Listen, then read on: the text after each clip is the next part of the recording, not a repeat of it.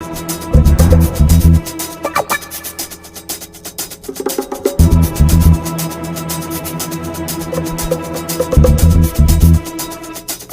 नमस्कार दोस्तों, आप सभी का स्वागत है भोजपुरी स्टोर चैनल में। मैं रविंद्र। चलिए आज की खबर की तरफ। तो जी हाँ दोस्तों, आज की इस रिपोर्ट में हम लोग बहुत ही बवाल खबर के बारे में बात करने वाले हैं।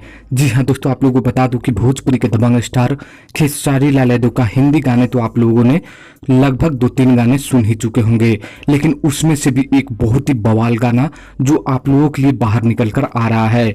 जी हाँ दोस्तों, आप लोगों को बता दूं कि सूत्रों के हवाले से एक बहुत ही जबरदस्त गाना जिसका शूटिंग पूरी तरह से पंजाब में ही कंप्लीट किया गया है, जिसको आप लोगों को बहुत जल्द रिलीज किया जाएगा। हालांकि आप लोगों को बता दूं कि ये गाना दिसंबर या जनवरी के पहले हफ्ते में देखने को मिलेगा। बताना चाहूंगा कि ये गाना श्याम देहाती का लिखा हुआ है, जो बहुत ही खूबसूरत और बवाल मचा देगा। हालांकि मैं बता दूं कि इस गाने का बोल हमारे चैनल के माध्यम से कुड़ी तू बवाल लगती है, कमाल लगती है, बहुत ही शानदार तरीके से खेसारी लाल यादव और जो सपना चौधरी है उनको दिखाया जा रहा है। तो बता दूं कि बहुत जल्द बहुत ही बवाल गाना। जी हाँ दोस्तों, आप लोग तैयार रहिए। खेसारी लाल यादव के जितने भी फैंस हैं उनके लिए बहुत ही बड़ी खुशखबरी आ रहा है कि जब ये गाना आप लोगों को सुनने को मिलेगा, पूरी तरह से खेसारी फैंस का डिमांड भी है कि सपना चौधरी के साथ खेसारी लाल यादव का एक जबरदस्त गाना देखने को मिले। अगर ये गाना आता है तो पूरा भोजपुरी इंडस्ट्री में नंबर 1 और सबसे रिकॉर्ड तोड़ गाना बन जाएगा।